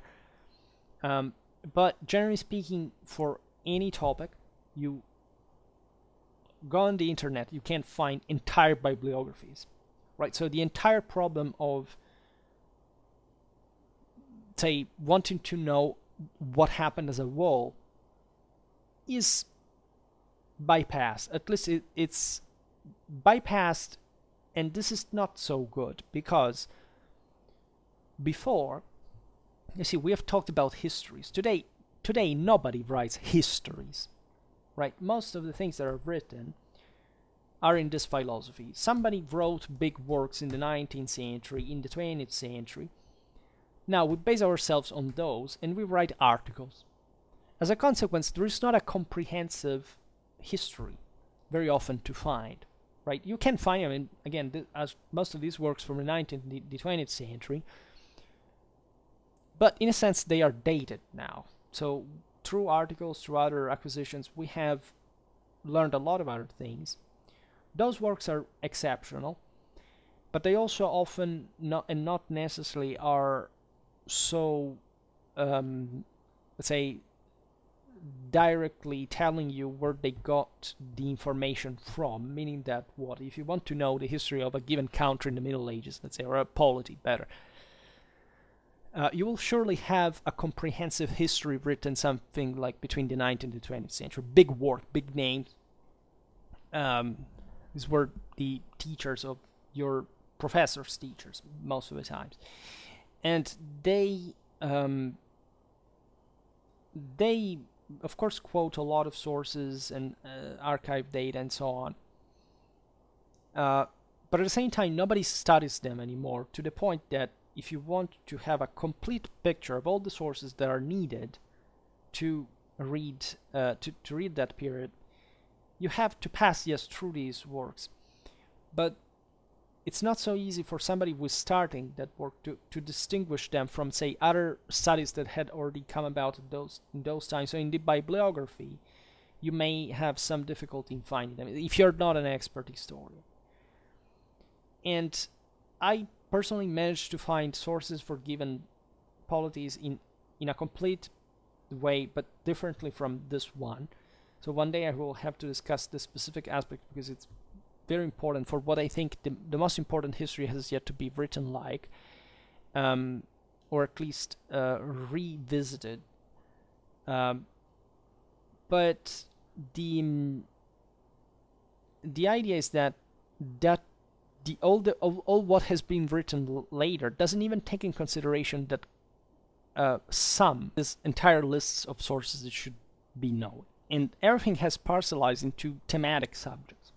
So even, for example, if from that polity you would like to know all the, say, implications, mostly that's already in a form of a study, not in the form of a history or a chronicle that allows you to say, okay, let's see what literally every day happened, right? Because it's still the sum of an author that, yes, kind of tells you the most important things, but it doesn't lay them out in a way you can check them year by year, knowing every single source that has ever been written on that. The same goes for the relation with other polities. That is to say, yes, in this source, in this study, you find the reference of this power, say, interacting with another one. It takes, like, most of these studies do not do anything to give you any information about that other polity. Yes, they will surely quote some work about that specific topic of interaction, but that's not necessarily a work that has also been structured along the pattern of, I will tell you now every single source you have to know in order to study that polity. That for the 14th century is feasible. Like, maybe it's not literally every single source, but say if you quote already 10 chronicles, you can cover most of what you have to know, in fact, in an evidential sense. And then you will go for more specific things in the more modern studies, if they exist, which also exist, in fact, in very heterogeneous ways. Again, as a military historian, I know that very few has been written about certain topics, and so that this is disproportionately less than what is being written about, for example, juridical history, or economical history, or this kind of things. And this corresponds to different cultural reasons in our worlds, rather than omnicomprehensive scientific idea of the world, which up to the age of mass society was instead thought, because those histories, especially in the Middle Ages, they still had, from their own perspective, the idea that they had to encompass a bit the whole, and that there was a general point that had to be made. So the first type of history is the myth in that regard, and so that speaks about the absolutes and so on. But in this chronological order about historiography, you can see definitely that dilution in omnicomprehensive interest. And so if you want to start in history now, to know and make history, the thing is much more complicated than it seems. Yes, it's easier to get lost in so many different topics, but you will be lost in the point of the entire thing. That is to say, what is even the meaning of the things I am specifically learning if I don't know what the the context, broadly speaking, is, and I have a gross misunderstanding, of the essentials of it all. Let's leave aside reenactors and emists. I know that there are plenty of you about them. I'm talking about historians. I'm talking about, historians that can even get to have a PhD without knowing what is written in the first year of university medieval history manual. And that's terrifying, because you have, again, people that are ultra specialized in that point in the Middle Ages. They don't even know what's immediately around them. I met people that say, do you know what the sources are of this specific polity in the early 14th century? Oh, sorry, I study only the late 14th century. I mean, literally. These were actual professors teaching in universities. Kind of also valuable professors, apparently. So that's what erodes your own trust in, let's say, in the entire system, rather than and so in everyone. So not the evil people at the top that are objectively the most competent and should be there, as opposed to the others that don't even know where they are, or what place they should have in the world. So this content I make shouldn't ever be used to justify any form of the people are better. The people are scum, and they are exactly because they are. Otherwise they would be in a much better condition, or the people would be much better, and we wouldn't think of them as scum. But the reality on average is this one. So you should only thank experts for the fact that they exist, right? Because at least they work to get to that point. Then if they have problems with what they do, you should at least know as much as they do in order to criticize them. Otherwise, get lost, right? And there are experts that are called experts, but just a bunch of imbeciles, because of course the quality of education varies as well, but this doesn't mean that the entire system doesn't kind of work. As I was saying before, you can find kind of everything today. If you want to jump from a topic to another, if you want to literally list all the articles, etc., that you want about a given topic, and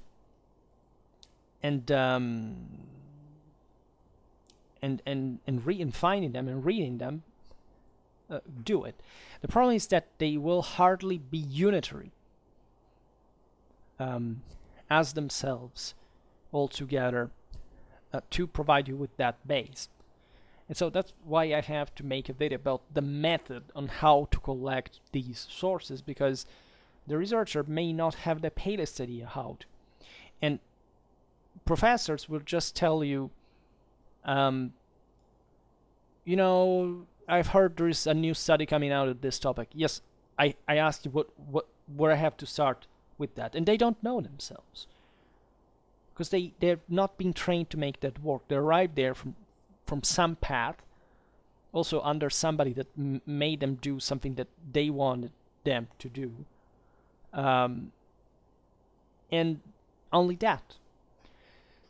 So they didn't look around. This is especially typical of the generation especially that were born from the 1960s until the 1990s. Let's say during the 60s, the 70s, and the 80s.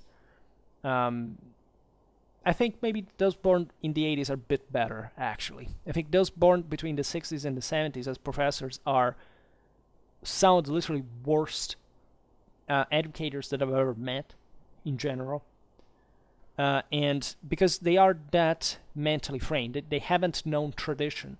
They have just known a system that was being dominated by others. They had to fit in by passing under them, essentially just being promised that they would have had a future, and not making enough effort to evaluate the fact that their entire life was not really provided with the basics of a traditional one, of a comprehensive, or at least making them understand that the effort of a comprehensive understanding is necessary for anything. And so just following, the wake of the boomers, as far as the material side of the story held, and then, just entrenching in their ivory towers now that resources are exhausted, in which they have been spoiled and weakened fundamentally from a moral and scientific point of view. And in great part, of course, this varies. There are good people from those generations as well. But generally speaking, this is the pattern that is prominently pronounced. I mean, some of the best people that I've met are from, in fact, the boomers, rather, right? And those who, I don't know where the boomers end, if it includes still people born in the 60s, in the 70s, but speaking about the generation of my parents, like in the 50s, in the 40s, they came up with at least good purposes, because what their parents went through immediately before was enough to make them grateful, in a sense, about what they had, right? They were deeply disoriented themselves, because also they weren't quite raised in a traditional reality. They were ideologically spoiled. They are the causes of 1968 and so on. But at the same time, they were closer to tradition, much closer to tradition that is usually credited, and it's just what happened in between that ruined greatly the entire thing. Instead, our children, us, are probably, especially those born in the early 90s and so on, the late 80s, some of the finest generations that probably will exist, and probably the quality will disappear after us, because Generation Z is done for, and after that we don't know. I mean, probably something will improve at some point again, but if you take this millennium-old take on historiography, you realize that it's like a huge tide that you can't stop. It's just as if the power of time itself was rowing, that you were rowing against, and how can history be revived? Right? There may be, actually, there is a way. There may be a compaction around a bit like what happened with the start of humanism and the Renaissance, around more solid structures, especially with the broader crisis and stagnation. There may be something of that kind, but this is not good news for history per se. It's probably the moment of some kind of greater ideology necessary to interpret the whole thing. But one may wonder what this ideology is really about. And in any case, the average people will not benefit from it. First of all, because they don't deserve it, and it's their fault primarily. And so, actually, in that sense, it's a positive logic that follows. But at the same time, like, for the sake of history and broader awareness, I think we may definitely fall again into some sort of crystallized feudalistic hierarchy that loses, also freezes great part of the potential that, again, the same masses are not able simply to fulfill anymore, because they have lost. And again, rightfully so, just as they rightfully lost in the 14th century with the repression of the jacquerie and the textile workers and so on. They were brutally repressed because objectively they were inferior culturally.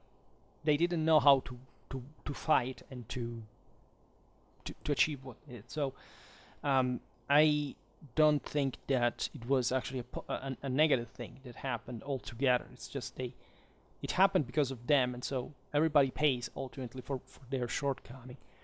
As humans, we all do, in any form, in any way, in any degree.